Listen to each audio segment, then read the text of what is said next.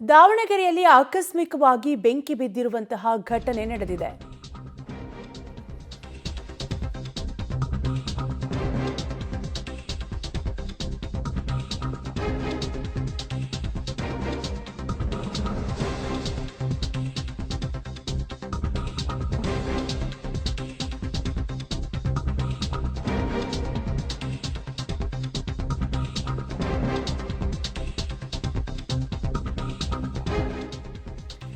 ಧಾರವಾಡದಲ್ಲಿ ಆಕಸ್ಮಿಕವಾಗಿ ಬೆಂಕಿ ಕಾಣಿಸಿಕೊಂಡಿದ್ದು ಅದೃಷ್ಟವಶಾತ್ ಯಾವುದೇ ಪ್ರಾಣಹಾನಿ ಸಂಭವಿಸಿಲ್ಲ. ರಸ್ತೆ ಪಕ್ಕದಲ್ಲಿದ್ದ ಅಂಗಡಿಗಳಿಗೆ ಬೆಂಕಿ ಕೂಡ ತಗುಲಿರುವಂತಹ ಘಟನೆ ನಡೆದಿದ್ದು ಕ್ಷಣಾರ್ಧದಲ್ಲೇ ಧಗಧಗನೆ ಹೊತ್ತಿ ಉರಿದಿದೆ ಅಂಗಡಿ. ಧಾರವಾಡ ನಗರದ ವಿದ್ಯಾಗಿರಿ ಬಡಾವಣೆಯಲ್ಲಿ ಈ ಘಟನೆ ನಡೆದಿದ್ದು ಅಂಗಡಿಯಲ್ಲಿದ್ದ ವಸ್ತುಗಳೆಲ್ಲ ಕಂಪ್ಲೀಟ್ ಆಗಿ ಸುಟ್ಟು ಭಸ್ಮವಾಗಿದೆ. ನೀವು ಕೂಡ ಗಮನಿಸ್ತಾ ಇರಬಹುದು, ಆಕಸ್ಮಿಕವಾಗಿ ಬೆಂಕಿ ತಗುಲಿ ಅಂಗಡಿಗಳು ಧಗಧಗ ಹೊತ್ತಿ ಉರಿದಿರುವಂತಹ ದೃಶ್ಯಾವಳಿಗಳನ್ನ.